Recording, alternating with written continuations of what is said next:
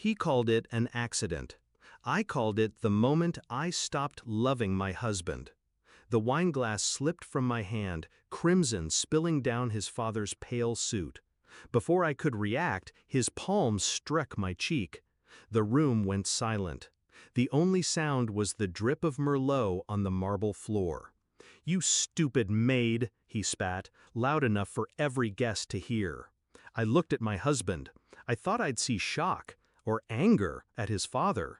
Instead, I saw indifference. "Apologize," he said, voice cold, "or get out." So I got out. I didn't go home that night. I didn't cry. I sat in my car, hands steady, and replayed every moment of our 5-year marriage.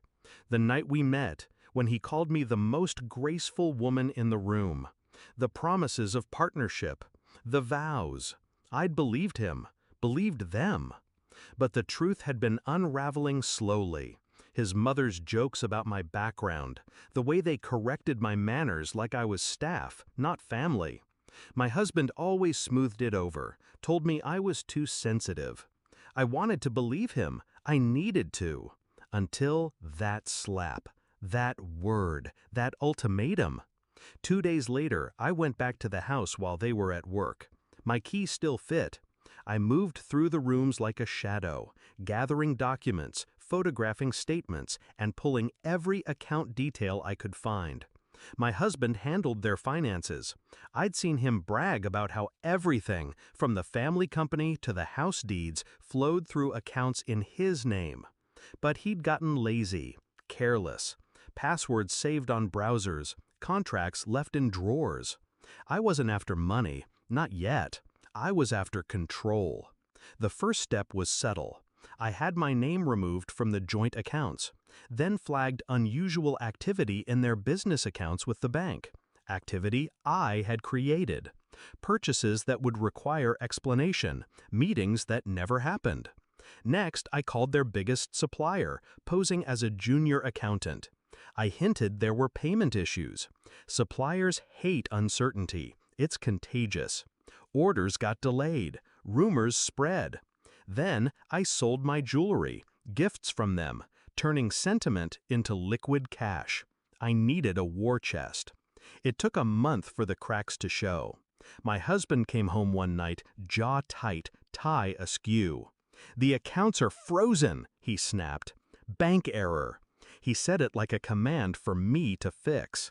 I smiled. "Maybe you should apologize to them," I said. He didn't catch the reference. I waited until his father's annual shareholders meeting.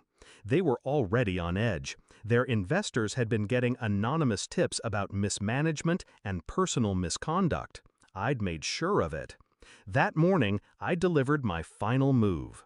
A neatly packaged folder sent to every board member and investor, proof of tax evasion, falsified invoices, offshore accounts, all in my husband's and father-in-law's names. The authorities didn't take long.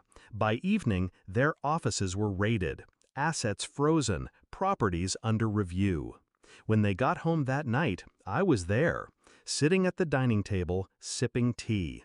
The same spot I'd been humiliated in months before. My husband's face was pale. His father's suit, this one navy, was wrinkled, his hair disheveled. "What did you do?" my husband asked. I set my cup down. "I got out," I said softly. His father stepped forward. "You little—" I raised my hand. "Careful. You know how messy accidents can be." He froze. I slid an envelope across the table. Inside was a single sheet, divorce papers, signed. "My lawyer will handle the rest," I said. "Oh, and the house? It's in my name now. You signed it over last year for a tax maneuver. I suggest you find somewhere else to stay." They left that night with nothing but what they could carry. I didn't watch them go. I didn't need to. The papers would finish what I started. The press would take care of the rest.